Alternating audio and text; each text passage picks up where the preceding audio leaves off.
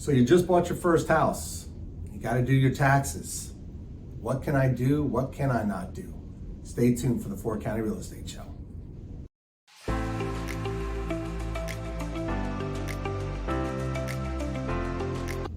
All right, welcome back to the 4 County Real Estate Show. I'm your host, Kevin Carey with Caliber Home Loans. I got Terri Almacy here with me again. Say hello to everyone, Terri. Hi. All right, so obviously Terri's a CPA. She's with Almacy Company located here in Frederick, Maryland. She covers the entire continental United States.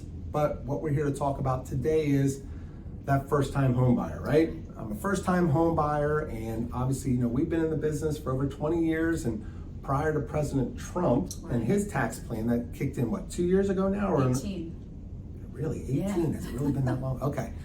All right, I'm getting old. Anyway, we used to tell people, look, one of the biggest benefits of owning a home is being able to deduct the interest off of your taxes. Right.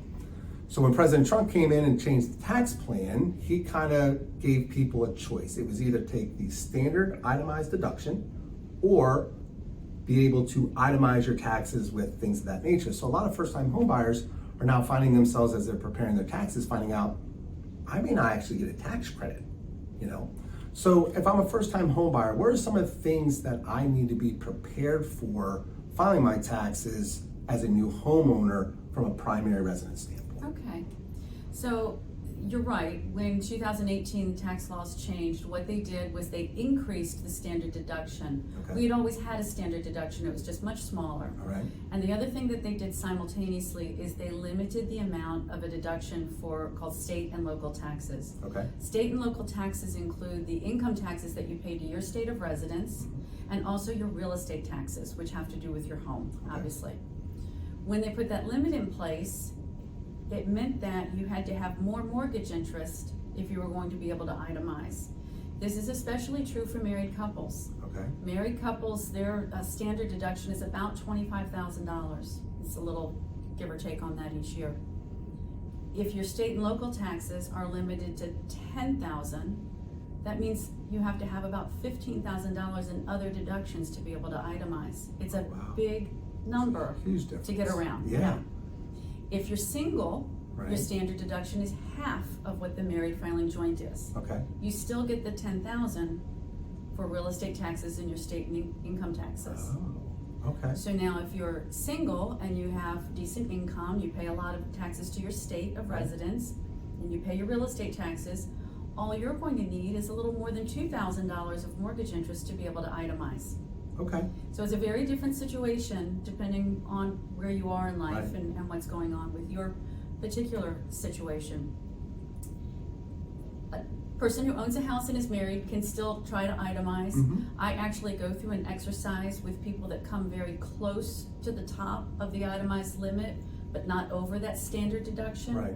Because what I found, at least in the state of Maryland, the rule is if you take a standard deduction on the federal, you must take a standard deduction on your Maryland return. Maryland has a standard deduction of $4,000 for a couple. Okay. So it's very low. Right. So your federal return may show that you don't have enough to itemize, Right. but you could still end up being better off forcing itemized deductions, which you can do on your federal return, Right. just so you get them on your Maryland return. Okay.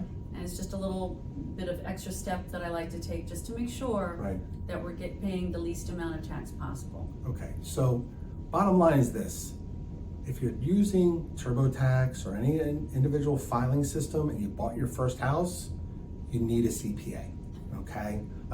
Look, even if it's just for your first year, you need to make sure, because the last thing you want to do is 4 years, 5 years down the road, have the IRS knock on your door and go, hey, did you know you shouldn't have done this? Now you owe us X amount of dollars. That is the worst phone call you may want to get. Let's just kind of flip it to, let's say I own a primary residence, right? And I went and bought my first investment property this year, right? Which is great. What are some things that I need to be aware of filing taxes for my first investment property in conjunction with already having a primary residence with a mortgage? I think buying investment property is one of the best ways to grow wealth, first of all. The nice thing about an investment property is you can deduct all of the expenses. There are no limits. There is no standard deduction. You don't worry about any of that. Okay. So all of your mortgage interest, all of your real estate taxes, Any other expenses that you as the landlord pay. You might have a management fee for a company that you're paying to manage the property Right. for you. You might be paying the utilities and including it in the rent for the tenant. Yeah. You might be paying improvements to the property. So all of these things are potentially deductible in Okay. some form. The only thing that's not going to be deductible if you have a mortgage on the property is the principal part of your mortgage payment every Right. month, because that's the way you financed it. Right. And so that is your financing cost, and you don't get to reduce your income for that. Okay.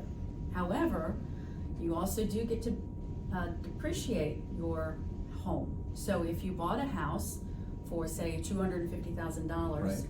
the standard set of depreciation rules for a residential rental property is that you get to deduct that expense over a period of 27 and a half years. So Okay. it's a prorated little bit every Right. year, but that helps make it a little bit easier for you, Okay. getting all your deductions. Well, look, first of all, great information. Look, we try to keep the videos short.